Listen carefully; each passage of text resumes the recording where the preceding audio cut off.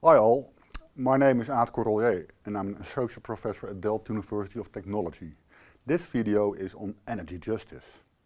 I would argue that the traditional trinity of energy policy objectives, affordable, reliable and sustainable, may be facing competition from a fourth target, energy justice.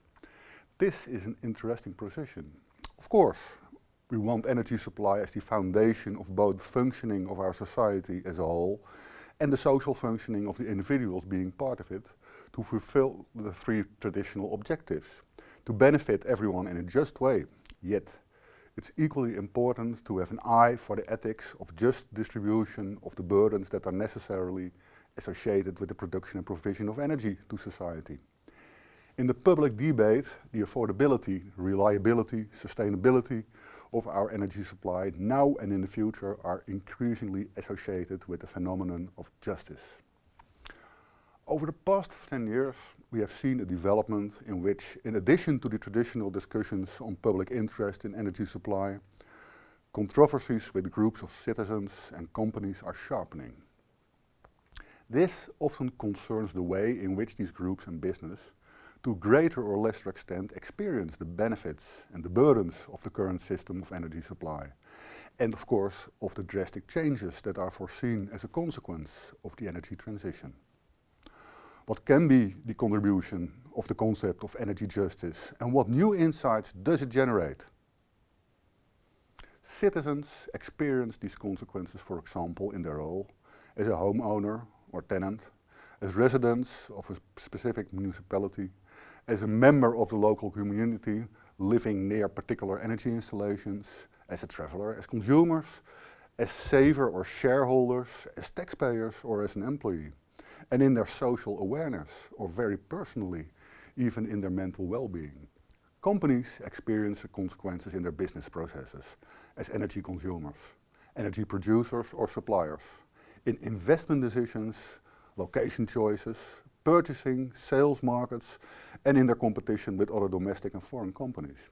Also in their logistics, in their relations with governments, when it comes to licenses, taxes, subsidies, and ultimately, of course, in their annual accounts.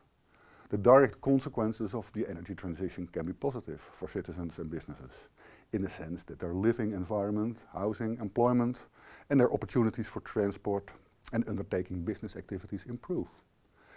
In addition, of course, there are the generic advantages of curbing the greenhouse effect and other improvements for the benefit of environment and nature. These advantages will be felt more or less strongly in different places.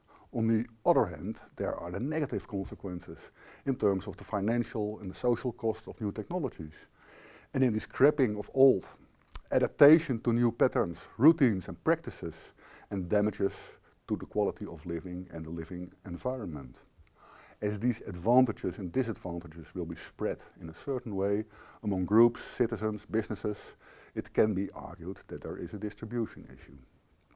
In addition to the fact that social discontent about the distribution of benefit and burden is seen as an impairment of the social support to accept the necessary changes, an ethical issue also arises here.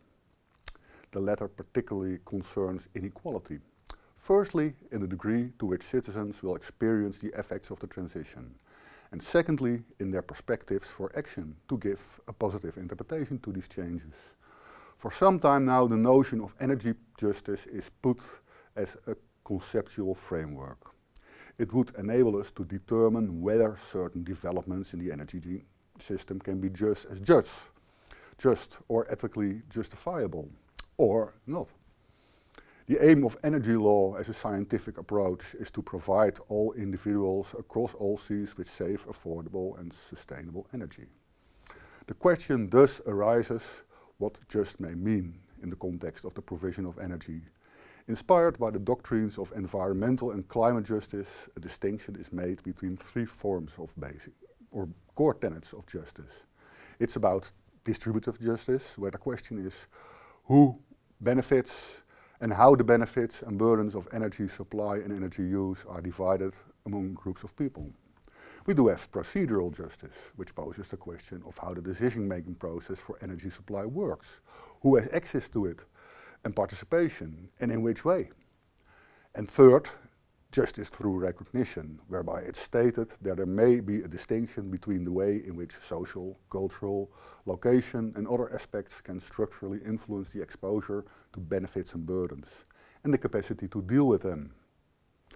Recognition is then a precondition for trust and involvement. We therewith have an abstract framework that helps us to have an eye for who gets what or not, in what process that has been decided and whose positions have been taken into account. Obviously, the question is how to apply this framework to the evolution of the sector from a public service-driven utility to a more market-oriented, yet publicly coordinated service, focused on efficiency, and more recently towards an energy system that's primarily driven by sustainability goals in terms of a reduction of CO2 emissions. We suggest that such an energy transition in a liberalized energy sector and society requires explicit attention to the ethical issues, due to the fact that there will be a great variety in the way citizens and business will experience the consequences. This will be highly dependent on their specific circumstances in relation to energy supply and consumption. This creates large contrasts in their possibilities to anticipate and respond to the changing conditions under which energy will be supplied. To address this, however, it's not easy. For example, it was proposed to use the framework in the context of the entire energy system, where each segment of the energy chain is assessed from a justice perspective. If we use the notion of restorative justice, energy justice can be created in the energy chain in relation to the nature of the damages caused in certain segments. The idea is that attention and intervention are not only focused on punishing the perpetrator, but also on repairing damage to the victims, society or nature, or proactively preventing damage. Balancing the cost of that recovery against the benefits could then lead to a rational termination or adjustment of the harmful activity. The question of how justice and injustice within the segments can logically be assigned to end products, to primary energy resources, and particular processes in a value chain is not an easy one, however. We should take into account the technical, economic, and institutional dependencies between these different segments of the value chain. We should pay attention to the possibilities for substitution of primary energy sources, technologies, and products in the provision of essential energy services, heat, power, light and communication, and data transport. And even with regard to these services, we should acknowledge a degree of potential substitution, for example, when it comes to telecommunication versus transport, or the use of energy to construct low energy houses versus heating those houses with gas. Nevertheless, it helps us to identify and to structure our insights regarding where and how to take account of the issue of energy justice. Thank you for watching.